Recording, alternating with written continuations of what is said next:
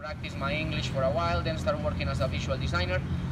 The funny thing is that I've been practicing my English for 5 years now because I fell in love with doing this.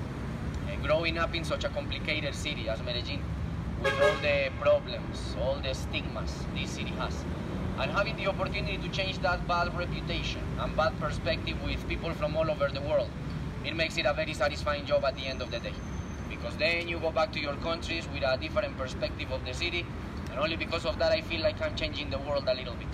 And that's why I decided to continue being a tour guide. Now, before starting engines properly, a couple of general things. First one, you're going to see me using my phone a lot, because I have to be in touch with the control tower and some people that never showed up and they are texting all the time to send live location. I just want you to know that it's not Instagram or Facebook or talking to my friends, okay? And maybe Tinder, but nothing more, I promise. And the second thing about questions. Guys, there are no taboo questions in these tours. Any question you want to ask is totally welcome, okay? If I have the answer, I will gladly give it to you. If I don't know, it's also an answer, okay? And I actually want to start this tour with a question.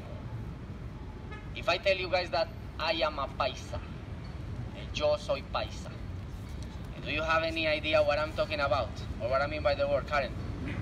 It means you're from Antioquia. I'm from Antioquia, very good. Any other ideas, Paulina? No idea, okay. Any others? Okay, let me just elaborate a little bit. Yeah. Original from Medellin? Yeah, very good. Girls, if you want to take a seat over here, go ahead. That's okay. It's okay? Alright. So guys, let me just elaborate a little bit more. It happens that Colombia, as many other countries on the planet, is made out of different micronations, or micro countries within the same country. Colombia has many, many cultures. Paisa is one of those cultures in Colombia, and is the people that were born and raised in Antioquia, as Karen said. Antioquia is basically the province where Medellin is. So, from now on, we're going to start calling this whole area Paisa land, okay? And guys, there is one very important thing you need to know about us Paisas. And is that we Paisas are extremely, and I want to put this word in capital letters, we are extremely proud of who we are. Very proud of our cultural identity.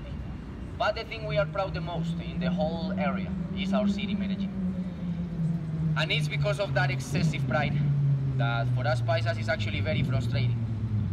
That most of the people around the world get to know us only because of those dark days we lived back in the 80s and 90s. Or worse, a lot of people around the world get to know us only because of the infamous criminal of this city. I'm pretty sure you all know who I'm talking about. We're going to talk about the guy, of course, about those dark days as well, more importantly how we got out of those days. But before, let me zoom out a little bit more, because today I want to tell you more things. Social programs. Around this area there are several shelters where the homeless and the addicts could find a place to sleep, take a shower, eat something, get rehab and education even if they wanted to. And second, we transform the areas visually to turn it into something positive using architecture. So we put this forest of bamboo you see all over the place, and also this forest of lights. If you take a look to those pillars, all of them have LEDs. So this whole square lights up at night. If we talk through symbols, we can say that light also represents hope. That's why we say we turn the square of crime into the square of hope. In reality, today we call it the square of lights. Eso. Guys, the funny thing, the square of lights. The funny thing is that many years after the fire, after the criminality, the government wanted to recover the place. So they did like some sort of a contest. They told the whole city, guys, the person with the best idea to intervene the place, we're going to sponsor it. One artist won that contest. The guy wanted to do a moon calendar with all these pillars you see around. So after winning, he went to the government saying like, okay government, I need 360 pillars for the project. And the government said like, no, my friend, those are too many pillars, let's make it 300. They were supposed to be 5 meters higher than this. And the government said, no, my friend, that's too freaking high, let's make it 5 meters less. So today, sadly to say, this is not a moon calendar. They used to be the offices of lawyers, judges, courts, secretaries. This place represented legality. Today, it represents exactly the opposite to that. Because if you want something fake or some counterfeit, it is the place to come. But if you're going to do some shopping, I kindly invite you to come here, because first you will be supporting the local industry. All those t-shirts you're going to see around with Levi's, Versace, Gucci, they are actually locally manufactured outside this building. That's why they are so cheap. And the second reason, because not everything is fake. You just need to talk to the vendors and they will honestly tell you which things are real and which are not. They decided to sell a lot of the fake stuff as well, because they know that many locals cannot afford the real ones. But if you want the original thing, that's what you get. Only ask first. If you don't ask, it happens what many times have happened here. Maybe you see a nice pair of Nike, and you cannot believe the price, so you buy them immediately. Once you go home, you realize it doesn't say Nike, it says Mikey or something like that. So just pay attention. And the best part here is that you can actually bargain the prices. Guys, everybody inside this building is expected to bargain. I know that in many of your cultures, the bargaining is like expensive. I think Colombia is not at all. Bargaining for us is like a social lubricant. You just need to be polite. If you are polite enough, you can get a 20–25% discount. If you go to the Caribbean coast, guys, you can drop the prices 40, 50, sometimes 60%. Again, just be polite. This building was going to be demolished because it wasn't enough for so many people working here. So when they were going to demolish it, a group of Arabs, they came offering to buy the building to do a shopping mall. The government decided to sell them the building with the only condition that they will keep the architecture untouchable. Remember that I told you at the beginning we don't have a beautiful historic center as in Bogotá or Cartagena? And it's because at the beginning of the 20th century, with all this progress we started having with coffee, the railroad, Medellin wanted to become a more modern city. So we started demolishing the nice colonial architecture we had to build more modern buildings. So this is one of the only buildings in Medellin that still remains the same. Okay?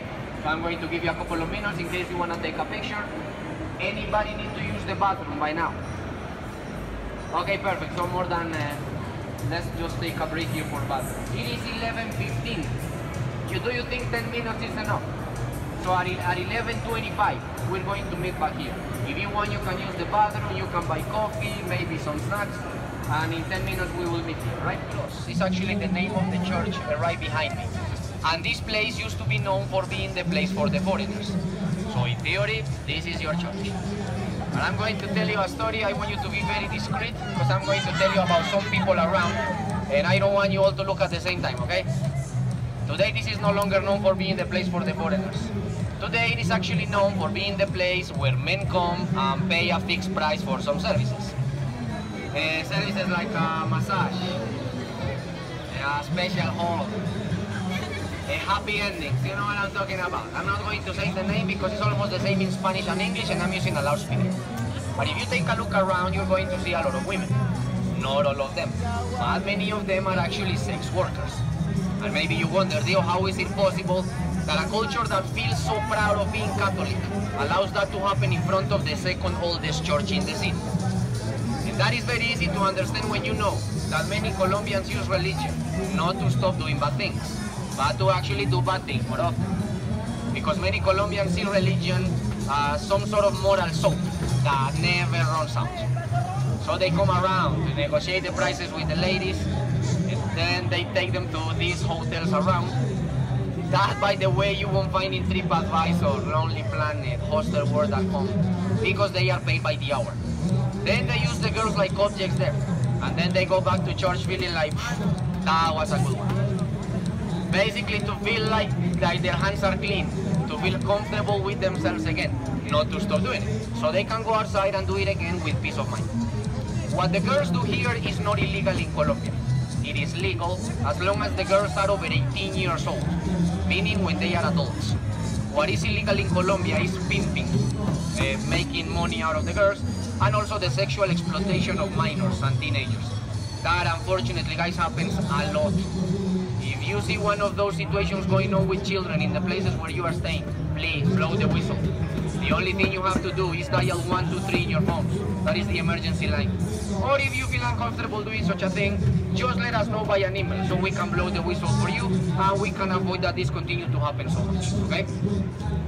Do you have any questions here? Okay, so let's go over there so I can show you one of the coolest places in the city center. Famous areas in the city center of Medellin. But before we talk about the sculptures, I want you to take a look to the building behind me that looks like a church. But it's not a church. That building was supposed to be a massive, giant building. It was supposed to come to this side of the street right here where we are. And it was supposed to be black and gray. So what happened? That the building is neither of those things. Guys, something very, very Colombian happened here. The building was designed by the same Belgian architect who designed the shopping mall we just over there. But when he was building this one, we paisas started like bitching about the building. We started saying like, man, why does it look like a church? We have so many churches here. Why is it so dark? Why is it so small? Until the Belgian guy felt so sick of us that he said like, you know what, paisas? If you don't like my building, screw you all, go ahead and finish it yourselves. I'm going back home. And he did. He went back to Brussels, leaving the building only 1/4 of the original size. As good paisas we are, we were like, who needs an arrogant Belgian architect to finish our building? We're paisas, we can do it ourselves. Give me those blueprints. My God, too complicated blueprints for us. We put them down, started working our own way, and voila. The best flat wall ever. And we were so lazy that we didn't even take the time to paint the wall black and gray as the rest of the building. If you take a look in the dome you can see those beautiful neo-Gothic style windows. Now please take a look to the windows on the right. Paisa minimalism, totally proud. This building was where the governor used to work in the past. Today it is the Palace of Culture. Inside the Palace of Culture you find libraries with history of all kinds. There is a nice place to watch movies for free, a terrace to take a nice view of downtown, and the architecture inside the place is amazing. It is closed on Sundays. In general, the entrance is for free. We don't go during the tours because they start asking for your passport numbers, a big registration form for each one, so it takes a long time. But eventually, if you have to check it out by yourself, totally worth it. And the building over there behind you, that building is called Museo de Antioquia, the Museum of Paisa Land. It is an art museum, so what you're going to find is basically many paintings from many different famous artists. But what you find the most inside the museum is a lot of Poteros.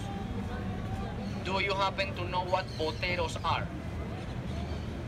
Poteros are the fat paintings and sculptures from a very famous artist from Medellin.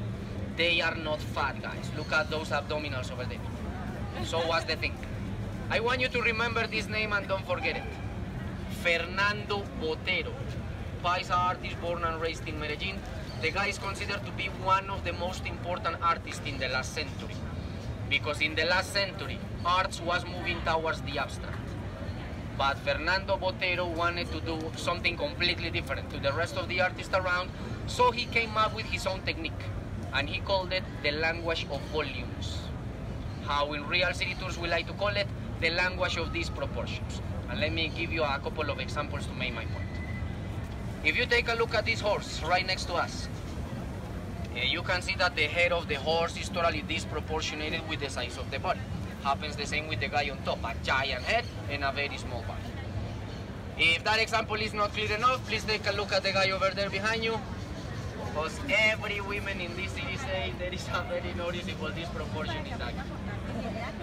Guys, those are not Colombian standards, okay? I promise you that, I can assure you that. Every single sculpture was made in Italy, actually. Who knows? And before we go through the whole square so you can take your pictures, take a look at the sculptures, let me show you something else already.